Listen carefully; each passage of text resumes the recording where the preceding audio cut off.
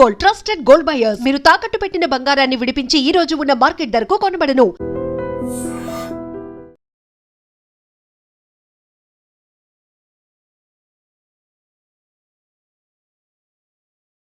Welcome to iDream. నేను Udayasri.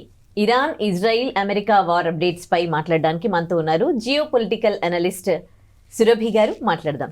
Hello అండి, welcome. Hi. మొన్నటి వరకు అందరూ ఇంకా ఇరాన్, ఇజ్రాయిల్, అమెరికా మధ్య కొంచెం శాంతి ఒప్పందం కుదిరింది అంతా. ఇంకా ఇప్పటి వరకు మొన్నటి వరకు చమురు ధరలు పెరుగుతాయి అని అనుకున్నారు. శాంతి ఒప్పందం కుదిరేసరికి సర్లే ఇంకా అందరూ చల్లబడ్డారు, దీని ఇంపాక్ట్ ఇంకా వేరే కంట్రీస్ పైన ఉండదు అని. కానీ అంత లోపలనే మళ్ళీ ఈ ట్రూస్ అనేది మళ్ళీ ఇదైపోవడము, మళ్ళీ వార్ కంటిన్యూ అవ్వడము.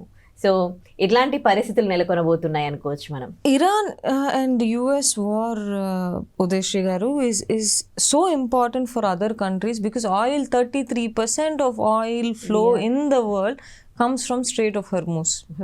Yeah. Predominantly ట్రూస్ వచ్చింది దేనికి? ఇరాన్కి, యుఎస్కి, ఇజ్రాయెల్కి మధ్యలో ఆ స్ట్రైట్ ఆఫ్ హర్మూజ్ వల్ల. లేకపోతే ట్రూస్ వచ్చిండేది కాదు. వేరే కంట్రీస్ ఎఫెక్ట్ అవుతున్నాయి, ప్రజలు ఎఫెక్ట్ అవుతున్నారు అని చెప్పే కదా ట్రూస్ తీసుకొచ్చింది. బట్ కానీ ఇరాన్ యుఎస్ వార్ అర్థం చేసుకోవాలంటే you have to at least go back 70-80 years అనుకోవచ్చు. Where did all this start?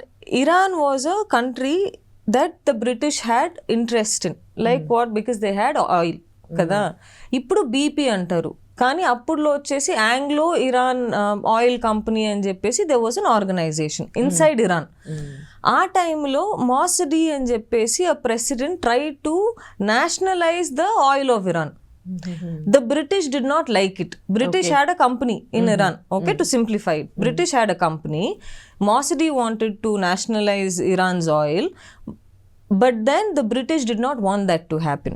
Okay. So what the now called BP ane company, AIOC. So what did the British do? British went to the US saying మాకు Iran మీద control కావాలి, Iran oil nationalise చేయకూడదు అని చెప్పేసి. అప్పుడులో there was a president called President Eisenhower. President Eisenhower agreed, saying okay. Before that it was President Truman. President Truman did not agree that, you know what, UK and the US should go to objectify Iran nationalizing Iran's oil. Finally, President Eisenhower agreed, saying yes, we cannot let Iran nationalize Iran's oil. US will lose their power, UK will lose their power and jeppesi. They came up with an operation called Operation Ajax. This happened between MI6 and CIA. MI6 from the British, CIA from the US. Veeliddaru, they started the operation in 1951. After they started this operation, what they did, they went into Iran as one of those agents of CIA and MI6. They started propagating against Mossadi. Mossadi is not a good president అని చెప్పి ప్రజలకి డబ్బులు ఇచ్చి ఇవన్నీ ఒక 3 years operation నడిపారు MI6 CIA. In 1953, finally Mossadi was thrown out of power by the people of Iran because of an operation called Ajax that happened between MI6 and CIA. ఇవన్నీ చూసి ఇరాన్కి యుఎస్ అంటే ఒక ఇది, మా కంట్రీలో మా ఆయిల్ మేము నేషనలైజ్ చేస్తే మీకేం ఇబ్బంది? బ్రిటనే కానీ యుఎస్కే కానీ ఇరానియన్స్ అడిగేది ఏంది? మా కంట్రీలో మేము నేషనలైజ్ చేసుకుంటాం మా oil. Why are you against it? Why did you have to send in CIA agents, MI6 agents, create propaganda against our country, create unrest in our country? That is where all this started. Post that, what happened? After this operation happened, Operation Ajax in 1953, Mossadi was thrown out. He was not a president, he was the royal family of Iran. He supported US and UK. Okay.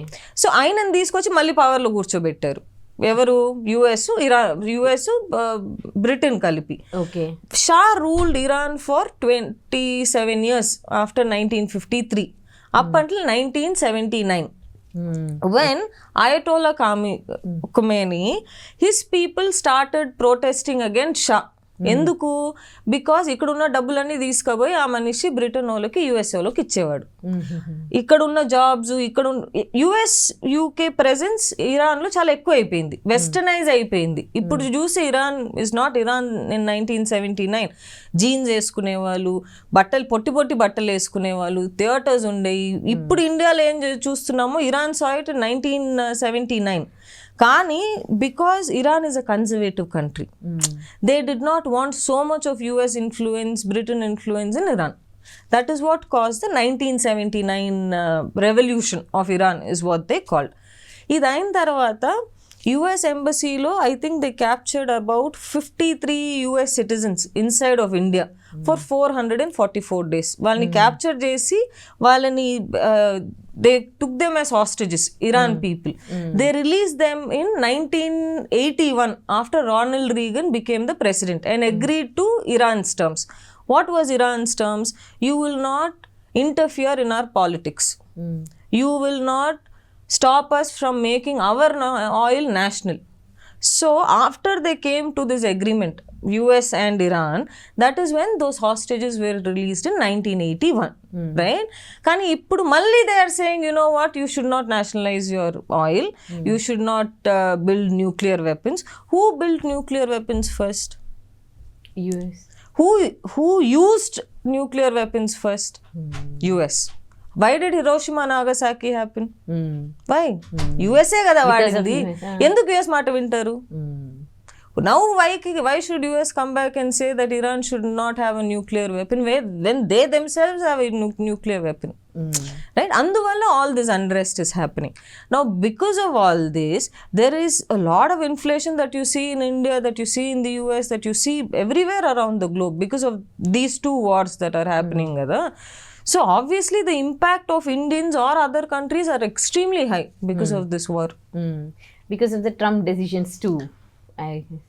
Not one of them, mainly because of his decisions. కదా ఆయన ఈ decision తీసుకోకపోయి ఉంటే ఇప్పటిదాకా వచ్చేది కాదు, ఇక్కడ దాకా వచ్చేది కాదు. ఆ మనిషి ప్రతి దేశానికి వెళ్ళి పెత్తనం ఇది చేయాలంటే కుదరదు కదా. Not every people will agree, no.